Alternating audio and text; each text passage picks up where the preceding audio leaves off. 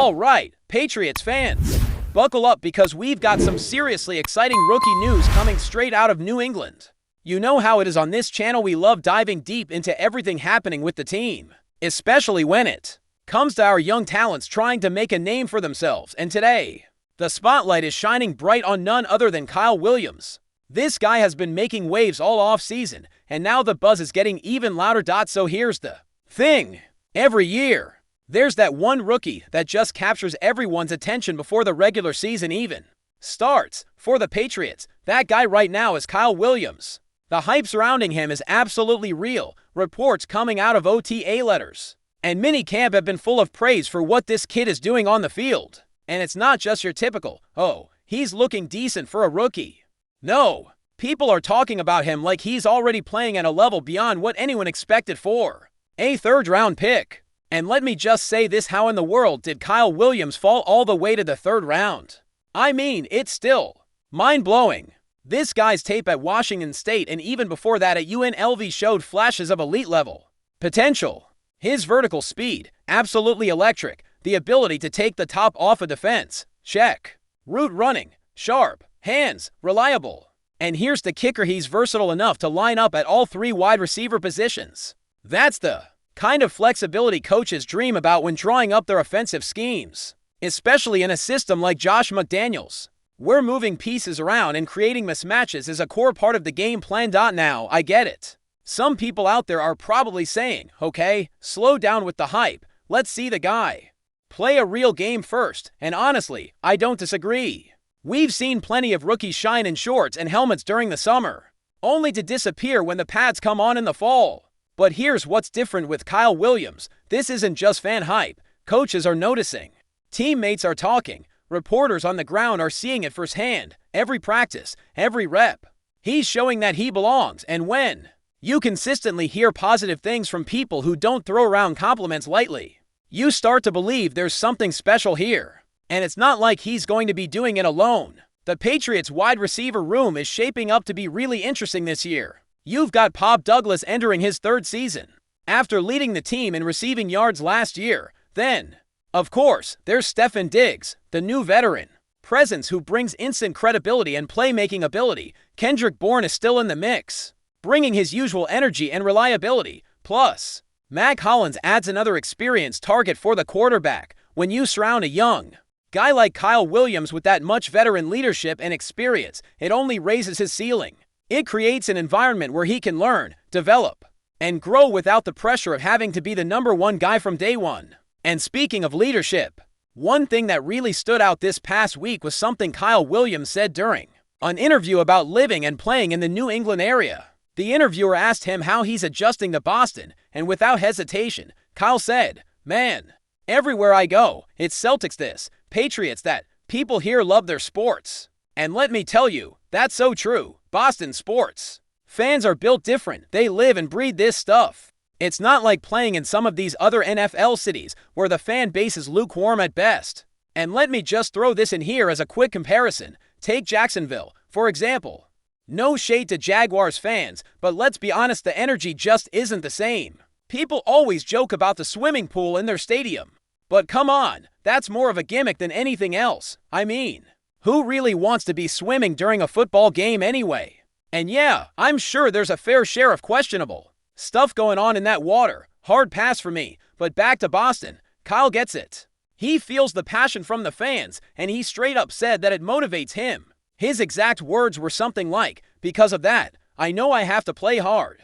I want to give back and show that I belong." That's exactly the kind of mindset you want to hear from a rookie. Coming into this type of environment, he understands the responsibility that comes with wearing that Patriots jersey. He knows the expectations are high, and instead of shying away from it, he's embracing it. And I know what some of you are thinking right now. You're probably saying, wait a minute, Aaron, haven't we heard this before? Didn't we have another rookie wide receiver just last year making bold promises about making people stand up out of their chairs? And you're right, we've heard the talk before, and look, I'm not trying to get ahead of myself. But here's the thing, how Williams feels different. The way he carries himself, the way he works, the way people around the team are reacting. To him, it just feels like this guy is built to succeed here, and I'll be the first to admit it. I'm totally on the hype train. I'm that glass half full kind of guy. I believe in what I'm seeing and hearing, of course. We won't truly know until the games start, and he's lining up against real NFL defenses on Sundays. But based on everything we've seen so far, there's every reason to be excited about this kid. Now, while we're on the subject of rookies, let's talk about something else that's been floating around in Patriots circles lately, ranking the rookie class based on potential impact this season. And trust me, it's not an easy list to make because there's a lot of talent coming in. But let me give you my take. Starting right at the top, it has to be Will Campbell. This was a no-brainer for me. Offensive line was hands down the weakest unit on this team last season. Some people might argue it was wide receiver, but I disagree. Just look at what Jacoby Brissett and Drake May had to deal with. They were under constant pressure, running for their lives most of the time. The Patriots were literally pulling guys off practice squads just to fill holes on the line. It was rough, so when you bring in a guy like Will Campbell, who's projected to slide right in at left tackle and anchor that spot for years to come, that's a massive upgrade. And honestly, I wouldn't be surprised at all if he ends up on the NFL All-Rookie team. Just like Kyle Williams is projected to do. After Campbell, here's where it gets interesting. Originally, I had Kyle Williams and Trayvon Henderson battling for that second spot, but the more I thought about it, I had to bump up Andreas Borgaletis. Why? Because special teams matter, people. Let's not forget how many points were left on the field last year because of inconsistent kicking.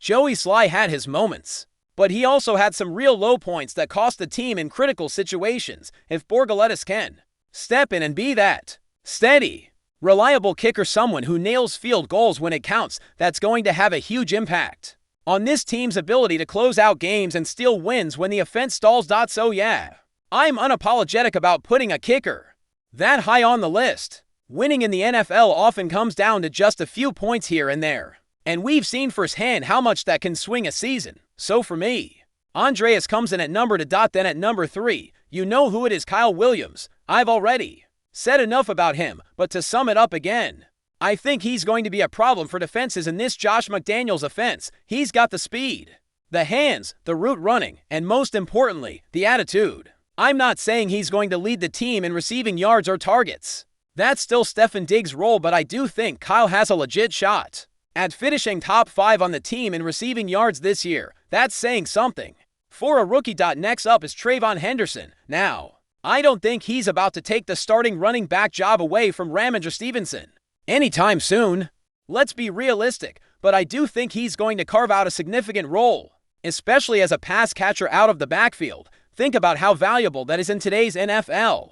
Having a running back who can catch, make people miss in space, and pick up chunk yardage on checkdowns and screens, that's gold for any offense. And here's the thing, if the Patriots didn't believe in Henderson, they wouldn't have held onto that second-round pick and used it on him. They clearly see something there, and so do I. After that, tied for 5th place, I've got the guys Craig Woodson and Jared Wilson. Starting with Woodson, I really like his potential as a rotational piece in the secondary. The health of guys like Kyle Duggar and Jabril Peppers is always a factor, and having depth at safety is crucial. Woodson comes from Cal, played against some top competition, and I think he's going to find his way onto the field in certain packages. Before we continue, don't forget to subscribe to Patriots Hub and give this video a like. Your support helps us keep delivering the latest updates on our New England Patriots. And don't be shy, share your thoughts on the news in the comments below. A palpable hush fell over the New England Patriots practice field today, sparking a flurry of hushed conversations and nervous glances among onlookers. Sources close to the team, speaking on condition of anonymity, suggest that star wide receiver Stefon Diggs may have sustained an injury during drills, while details remain frustratingly scarce. The mere possibility of Diggs being sidelined, even temporarily, has sent a ripple of apprehension through the Patriots faithful. Eyewitness accounts, unconfirmed by official team statements, describe Diggs pulling up abruptly during a non-contact drill, followed by immediate attention from the training staff.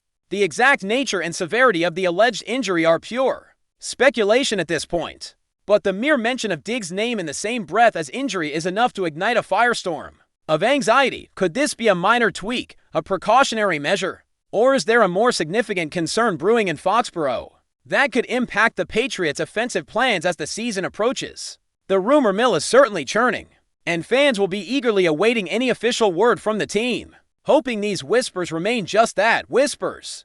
The potential impact of Diggs' absence, even for a short period, cannot be overstated, especially as the Patriots look to solidify their aerial attack. That's it for this update. If you enjoyed the video and want to stay updated with exclusive news about our New England Patriots, be sure to subscribe to Patriots Hub and hit that like button.